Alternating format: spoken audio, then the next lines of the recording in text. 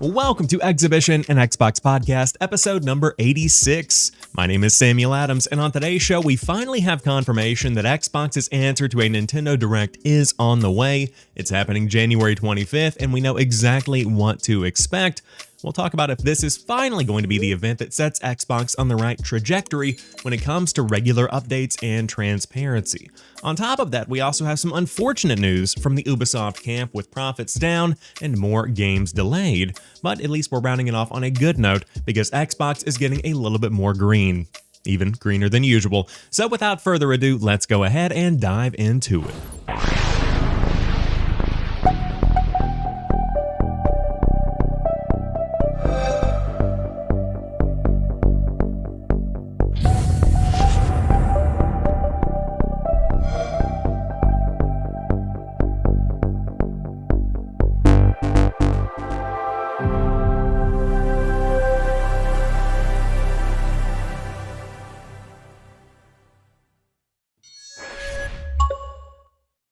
There's no getting around it. Xbox had an incredibly barren 2022. I mean, we saw updates for some big games, but when it comes to new first-party titles, there was nothing new on the roster. And to make matters even worse, the Game Awards are typically where Xbox will show off some of their biggest announcements. It's where the Xbox Series X was actually first unveiled.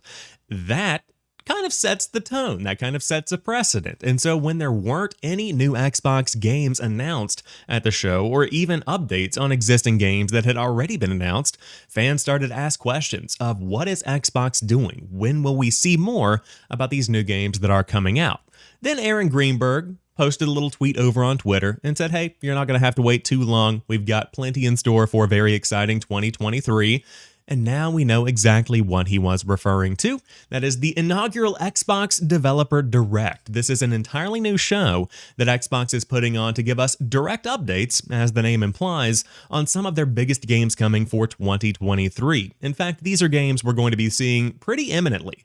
I mean, we're talking about Forza Motorsport, we're talking about Minecraft Legends, Redfall, and The Elder Scrolls Online. Those are the 4 games that are listed in the blog post over on the Xbox Wire that gives you all of the updates that you need to know.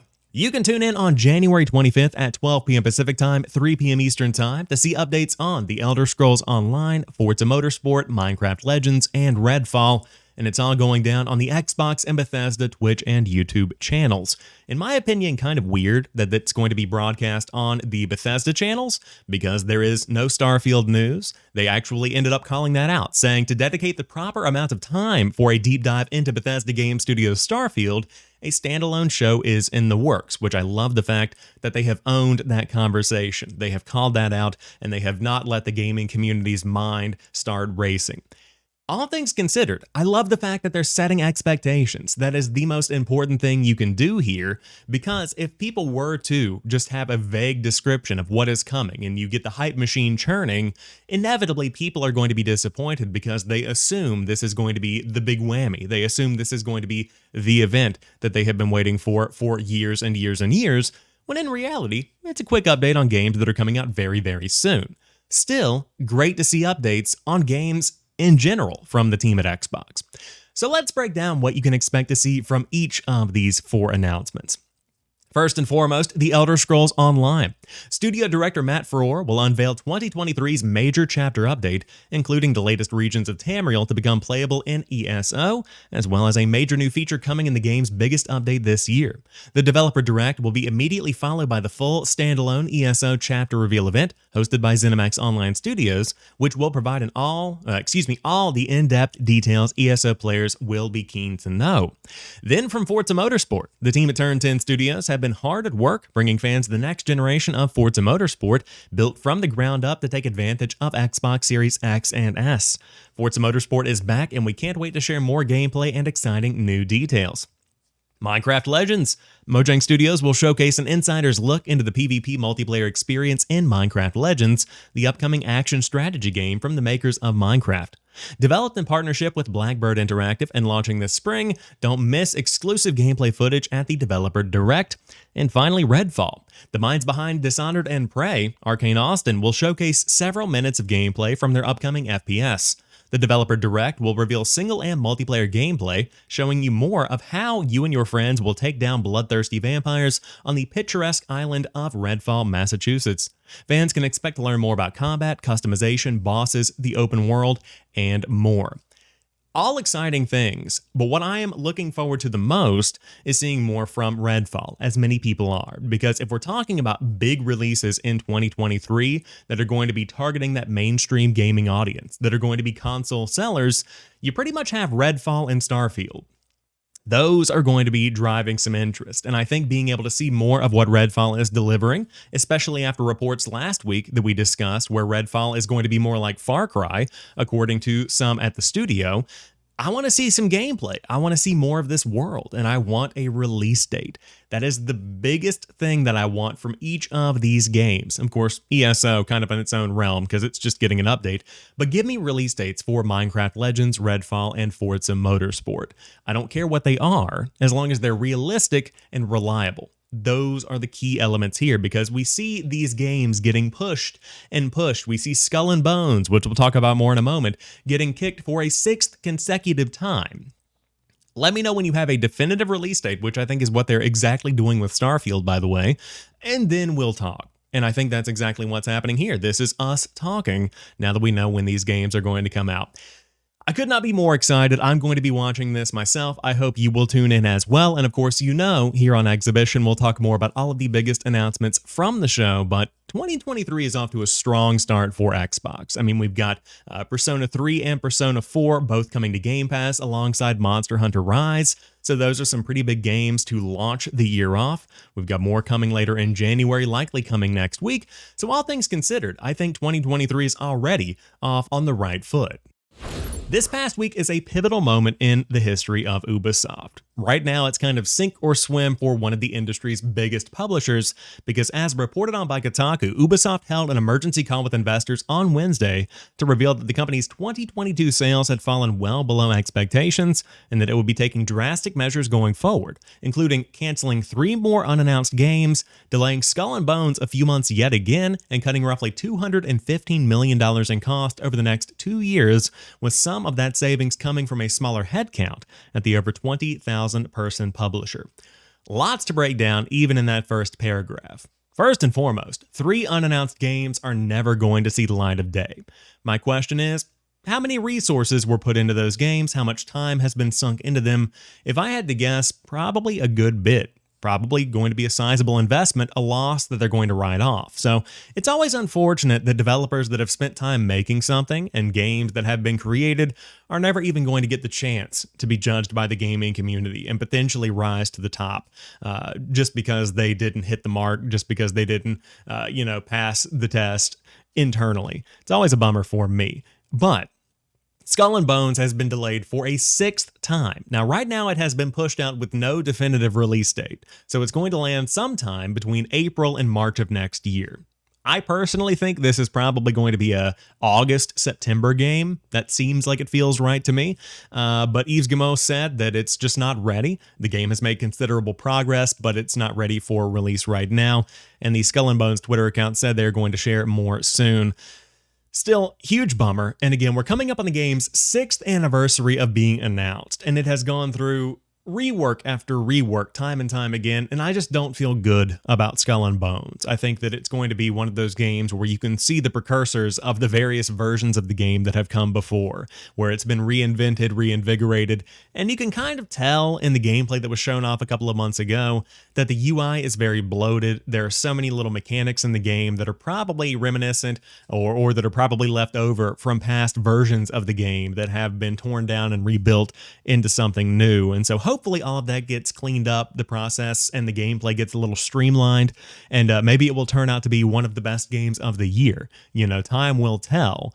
I just think that overcoming the negative connotation around Skull and Bones is going to be very, very difficult. But it's been delayed by a few months one more time.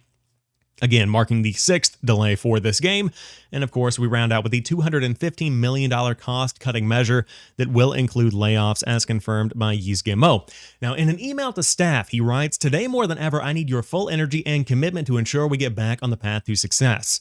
I'm also asking that each of you be especially careful and strategic with your spending and initiatives to ensure we're being as efficient and lean as possible," end quote. So what are the big losses here? Mario Sparks of Rabid, what was that? Mario plus Rabid Sparks of Hope. Let's retry that one more time. And Just Dance 2023 both fell well below expectations, and those were some pretty big games coming out for last year. They may not be in the mainstream, but there was a lot of hype around both of those games in their respective communities. Especially to see Sparks of Rabid, there I did it again, Mario and Rabid Sparks of Hope underperform is kind of shocking in my opinion. I thought that one was going to be more of a hit because the gameplay looked pretty good and it reviewed fairly well. But nonetheless, if it underperformed, it underperformed.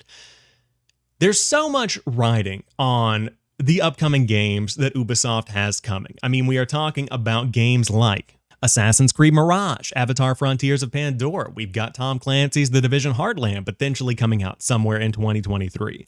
So all of these games have a lot riding on them, and I don't know that they are set to turn the company around in and of themselves. I mean, Assassin's Creed Mirage is a $50 somewhat budget title. I mean, it's a standalone DLC basically, so it's somewhat of an outlier in comparison to an Assassin's Creed Origins, Odyssey, or Valhalla.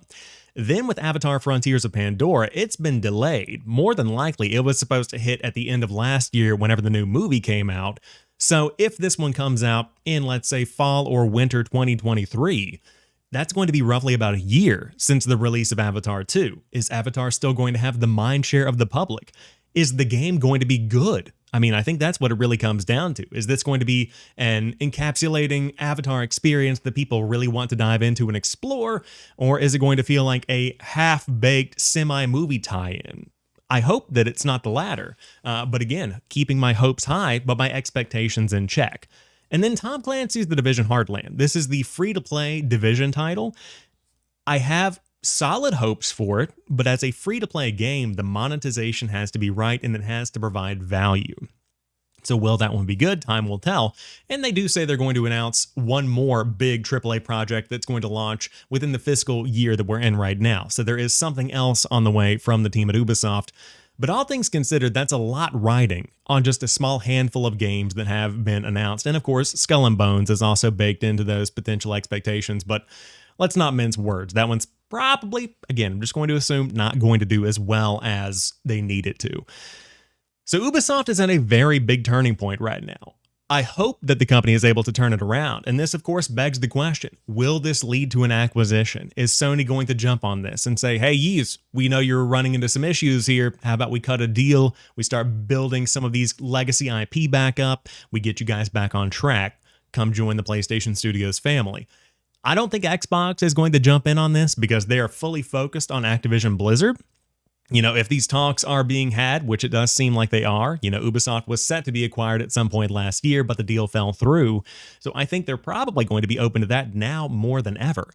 But once again, I just think that Ubisoft is not going to be the right match for Xbox in the current state with FTC investigations going on, regulatory filings around the world. It's just not the right time to add another thing into the mix. So I think that Xbox is probably going to sit this one out, but I would not be shocked to see Ubisoft acquired by somebody by the end of the year. And that very well may be for the best. You know, we all want these games to do well, and we all want the games to be built and deliver on the expectations that fans have for them. And Ubisoft, quite frankly, has not been doing that in recent years. You know, Far Cry 6 visually was solid. It was all of a 7. You know, it just didn't hit for me. There are all these smaller titles coming here and there along the way, but it's just not the Ubisoft that it was back whenever it was at its peak. And I don't know how they get back to that. And I'm not entirely sure that Xhibition does either. While we're talking about Ubisoft, I didn't want to leave things on a negative note because not all is bad in that side of the gaming industry. Assassin's Creed Mirage is shaping up to be a great game. I'm very excited about this one, especially in the way that it's discussed, because Heather Wald over at Games Radar had an interview with creative director Stéphane Boudon, who shared more about Assassin's Creed Mirage, the inspiration for the game, and after talking with Boudon, Heather describes this as a love letter to the original Assassin's Creed. We're seeing the return of things like throwing knives and smoke bombs that have seen a bit of an evolution to make them feel a little bit more modern, but everything feels like it's going to be a modern version of the old school Assassin's Creed that so many of us fell in love with. And that's not to be a dig on Origins, Odyssey, and Valhalla, the big RPGs that Assassin's Creed has become in recent years. But there's something special about Assassin's Creed 2. There's something special about Revelations. That kind of experience is kind of lost now in the world of Assassin's Creed. And so if Mirage performs well, maybe we could see two versions of Assassin's Creed begin to emerge, where we have things like the big RPGs and we have things like the more streamlined action games, because I think there's room for both versions of Assassin's Creed in the industry. But the main piece that I wanted to pull out of Heather's interview with Bodon, which you should totally go check out over at Games Radar, is that this quote puts into perspective what Mirage is going to be. Bodon says, quote, "Mirage's creation has been the convergence of several inputs. Of course, the first one comes from our community. Origins, Odyssey, Valhalla, they're all great games with the promise to live an epic journey in a strong fantasy. Their scopes have been calibrated to fulfill those ambitions as they all embrace the RPG mechanics. But amongst our fans, we started hearing the desire for a character-driven story, focusing on the core pillars of the first Assassin's Creed in a more intimate scale. It resonates with us as well as developers, and this was the starting point of the project," end quote. Love every bit of that. Listen to the community. People want that old school experience. The developers want to make it. It's a match made in heaven. So throughout the rest of the article and the interview, they talk more about blending into crowds, which is coming back, and it's going to be more like Unity than it was Assassin's Creed 2, for example. So it's going to feel much more natural. It's going to be a game that really does put you in the shoes of an assassin in 9th century Baghdad. I love that setting, and I think this is going to be one of the best games of the year. I am so hyped for this one, and I can't wait for gameplay. So, coming off of discussions around how poorly Ubisoft is doing right now and potential acquisitions and the possibility of that happening, I want to emphasize that Ubisoft is not dead in the water. They've got great IP, they've got a team that can make it happen. They just have to come together and make it happen. And I think that they can. They've just got to refocus and recalibrate and cut the fat, get these bad games out the door or cancel them entirely, as it seems like they're doing with some of these unannounced projects, and focus on making the core games that you are known for better. That's all it comes down to, in my opinion. And I'm not a game developer, I'm not an analyst, I'm just an armchair expert that's kicking back playing some games, but that's just my 2 cents. To wrap up today's show, Xbox is becoming the first carbon-aware console, with an update rolling out soon to everyone, but available now for Xbox insiders. And this is all coming from Blaine Hogley, a technical program manager over at Xbox, who talks more about how Microsoft is focusing more on sustainability than ever before. First and foremost, Xbox is now the first gaming console to offer carbon-aware game downloads and updates. Being carbon-aware means reducing carbon footprint by optimizing updates and downloads to run at a time when the console can use the most renewable energy.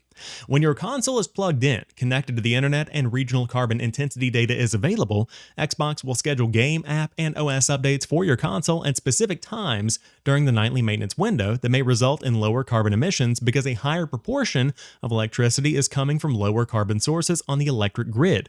For example, instead of your Xbox waking up during the nightly maintenance window at a random time between 2 a.m. and 6 a.m., your console will wake up at a time when it can use the most renewable energy in your local energy grid. This decreases fossil fuel dependency and CO2 emissions and could potentially save you money. While only available to Xbox insiders that use shutdown energy saving right now, all Xbox gamers will have the chance to update soon so that your Xbox console is carbon aware. Then we have energy settings that help your Xbox save energy. Starting today, Xbox insiders will notice that their Xbox Series X and S consoles automatically update to the shutdown energy saving power option. This one-time update to your power settings will reduce your power consumption while your console is off and will not affect performance, gameplay, or your console's ability to receive overnight updates to system, games, or apps. Remote features are supported while the console is powered on. However, remote wake is not supported when the console is shut down. You can adjust your settings at any time, choosing what works best for you. Shutdown energy saving cuts power use by up to 20 times while it's off compared to sleep. As we continue to explore options for all players to reduce their environmental impact, Xbox One consoles will begin to see new power mode options, including shutdown energy saving as early as today. Xbox One consoles will be testing multiple messaging options to determine the best way to inform players of the change. This effort is to provide Xbox One gamers with an opportunity to provide feedback on their experience. Shutdown energy saving will allow Xbox One consoles to receive system, game, or app downloads overnight, just like Xbox Series X and S. With shutdown energy saving selected, Xbox One consoles will experience a slower boot time. Remote features are still supported while the console is powered on. We encourage all players to learn more about the power setting options available to you, and every small step we take has a larger collective impact, and choosing shutdown energy saving can have a real, meaningful impact. For example, for every 2 consoles that switch to shutdown energy saving for 1 year, we will save the equivalent amount of carbon removed by 1 tree planted and grown for a decade. This is based on an average of Xbox Series X and S and Xbox One consoles on shutdown energy saving for 20 hours per day for 1 year. Ultimately, these changes are great for the environment, and this mode specifically, unless you are somebody who uses the remote features on your Xbox on a regular basis, is going to be a move that changes nothing about your experience. It just makes things better for the environment. So I think that enabling this by default is a great move by Team Xbox, and if you want to change it, it's just a couple of clicks away. No issues whatsoever. They also go in to talk more about improved sustainability with active hours and sleep, so some changes are coming there. And of course, how you can help. You can change your settings, you can get carbon aware, and you can shut down sooner when inactive. So instead of sitting idle while you're on TikTok, you can shut down your Xbox as soon as you start looking at TikTok. Could be a great option for you there as well. It's great to see Xbox have this focus, and I do think that the small incremental changes that we all make collectively are going to end up adding up in the long run. That's the biggest takeaway from all of this here. So to see Xbox bringing these features to the Xbox One alongside the Xbox Series X and S is something that's great to see as well. And so in 5 years, when we look back on this, Microsoft is going to be able to say, we made an impact here. We were able to change these settings and have a positive movement towards that sustainability focus. So Microsoft has been doing this in the PC space for quite some time. They've tried to remain carbon neutral. They're trying to push for those goals. And so it's great to see that Xbox is continuing to become a bigger part of that. But that rounds out this week's episode of Xhibition, an Xbox podcast. If you enjoyed today's show and you are new here, be sure to hit that subscribe button over on YouTube or add the show to your podcast feed of choice and get it delivered to you each and every Sunday at 10 a.m. Eastern Time. It's always a great time here on Xhibition. But until next week, you guys have a fantastic one. I'll talk to you soon. And remember, keep on playing.